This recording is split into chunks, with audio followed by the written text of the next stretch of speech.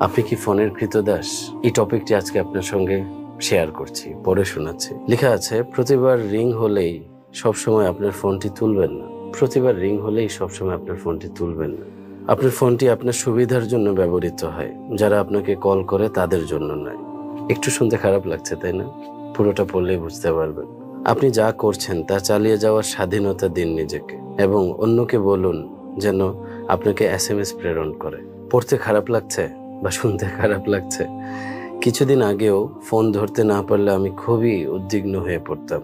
আমি ভাবতাম আমি কিছু মিস করেছি। আমার একজন শিক্ষক এই সম্পর্কে অনেক ব্যতিক্রমী ছিলেন। তিনি নির্দিষ্ট কিছু সময়ে ফোনের উত্তর দিতেন। আমি কাজটি পছন্দ করতে শুরু করি এবং আমার টিচারের মতো মানসিকতাকে মানিয়ে নেওয়ার জন্য কাজ করি এবং নিজেকে বলি, আমি মরে গেলেও দুনিয়ার সবকিছুই চলবে। আমি মরে গেলেও দুনিয়ার সবকিছু আসলে